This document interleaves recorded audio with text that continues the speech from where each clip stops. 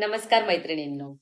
आजचा विषय खास प्रत्येक गृहिणीसाठी, प्रत्येक आईसाठी आणि प्रत्येक त्या स्त्रीसाठी आहे, जिने आपल्या कुटुंबासाठी, मुलांसाठी आणि घरासाठी स्वतःची अनेक स्वप्न बाजूला ठेवली आहेत. आज मला एका वाक्याबद्दल बोलायचं आहे आणि ते वाक्य म्हणजे मी तर फक्त एक गृहिणी आहे. हे वाक्य आपण अनेकदा ऐकतो. कधी आपल्या मैत्रिणींकडून, कधी नातेवाईकांकडून आणि अनेक वेळा आपण स्वतःबद्दलही बोलताना म्हणतो. पण आज मी तुम्हाला एक प्रश्न विचारू इच्छिते. जर तुम्ही फक्त गृहिणी असाल, तर मग घर चालवणारी व्यक्ती कोण आहे? घरातील प्रत्येक व्यक्तीची काळजी घेणारी व्यक्ती कोण आहे? मुलांचे संगोपन करणारी व्यक्ती कोण आहे? आणि संपूर्ण कुटुंबाला एकत्र बांधून ठेवणारी व्यक्ती कोण आहे? उत्तर एकच आहे, गृहिणी. मग स्वतःला फक्त गृहिणी का म्हणायचे? मैत्रिणींनो, समाजात अनेकदा व्यक्तीची किंमत तिच्या पगारावरून ठरवली जाते. जर एखादी व्यक्ती ऑफिसला जात असेल, पगार कमवत असेल, तर लोक लगेच म्हणतात, वाह, छान काम करते. पण जी स्त्री सकाळपासून रात्रीपर्यंत घरासाठी काम करते, तिच्या कामाची अनेकदा दखलही घेतली जात नाही. तिचे काम इतके नियमित असते की लोकांना ते दिसेनासे होते. पण विचार करा, गृहिणीला सुट्टी असते का? रविवार असतो का? सण असो, आजारपण असो, पाहुणे आलेले असोत की घरात काही अडचण असो, गृहिणीचे काम हे सुरूच असते. आणि तेही रोज, प्रत्येक आठवड्याला, प्रत्येक महिन्याला किंवा वर्षभर 365 दिवस तिचे काम सुरूच असते. ती रोज सकाळी सर्वात आधी उठते आणि अनेकदा सर्वात शेवटी झोपते. तरीही ती म्हणते की मी काहीच करत नाही, घरीच असते. आणि हे ऐकून मनाला खूप वाईट वाटते. मी स्वतः अनेक अशा स्त्रिया पाहिल्या आहेत की ज्या खूप शिकलेल्या आहेत. त्यांनी शिक्षण घेतले, मोठी स्वप्न पाहिली, पण लग्नानंतर, मुलांनंतर, कुटुंबाच्या जबाबदाऱ्यांमुळे, परिस्थितीमुळे त्यांनी आपले करिअर बाजूला ठेवले. त्यांनी हे कुटुंबासाठी केले. पण नंतर समाज त्यांनाच विचारतो, तू दिवसभर करतेस तरी काय? आणि हा प्रश्न खूप वेदनादायक असतो. कारण त्या स्त्रीला माहिती असते की ती किती मेहनत करते, पण तिच्या मेहनतीला अनेकदा पगाराची पावती नसते.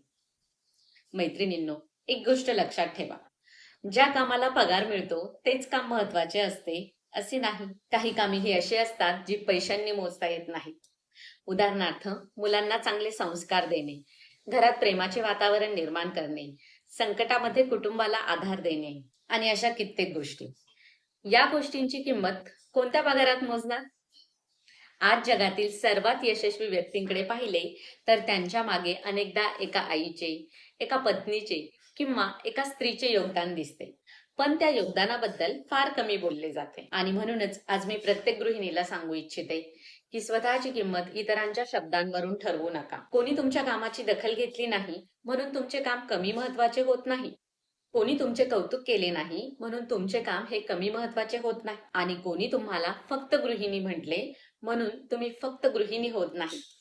तुम्ही व्यवस्थापक आहात, शिक्षक आहात, तुम्ही काळजी घेणारी व्यक्ती आहात, तुम्ही आर्थिक नियोजन करणारी व्यक्ती आहात, तुम्ही कुटुंबाचा आधारस्तंभ आहात आणि सर्वात महत्वाचं म्हणजे तुम्ही एक स्वतंत्र व्यक्तिमत्व आहात. पण याचा अर्थ असा नाही की गृहिणीने स्वतःची स्वप्न सोडावीत. उलट प्रत्येक स्त्रीने स्वतःसाठी काहीतरी करायला हवे. नवीन कौशल्य शिकावं, वाचन करावं, स्वतःच्या आरोग्याकडे लक्ष द्यावं आणि शक्य असल्यास स्वतःची ओळख स्वतः निर्माण करण्यासाठी प्रयत्न करावेत. कारण स्वतःची प्रगती आणि कुटुंबाची जबाबदारी या दोन्ही गोष्टी एकत्र करणं शक्य आहे. सुरुवात ही छोटी असू शकते, पण सुरुवात ही महत्वाची असते. आज मी युट्यूबवर काम करते, कोणी दुसरे एखादा छोटा व्यवसाय सुरू करेल, कोणी नवीन कौशल्य शिकेल. प्रत्येकाचा प्रवास हा वेगळा असेल, पण एक गोष्ट समान असेल, स्वतःवरचा विश्वास. आज या व्हिडिओचा शेवट एका विचाराने करू इच्छिते. पुढच्या वेळी जेव्हा तुम्ही स्वतःबद्दल बोलाल तेव्हा असं म्हणू नका की मी फक्त गृहिणी आहे. त्याऐवजी अभिमानाने म्हणा, मी गृहिणी आहे आणि मी माझ्या कुटुंबाचे, माझ्या घराचे आणि माझ्या आयुष्याचे व्यवस्थापन करते.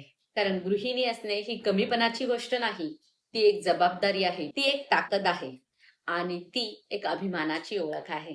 जर तुम्हालाही कधी फक्त गृहिणी म्हणून कमी लेखले गेले असेल तर तुमचा अनुभव मला कमेंटमध्ये नक्की सांगा. जर तुम्हाला हा व्हिडिओ आवडला असेल तर तुमच्या मैत्रिणींना हा व्हिडिओ शेअर करा, ज्यांना या व्हिडिओची गरज आहे. भेटूयात पुढील नवीन व्हिडिओमध्ये. तोपर्यंत काळजी घ्या. धन्यवाद.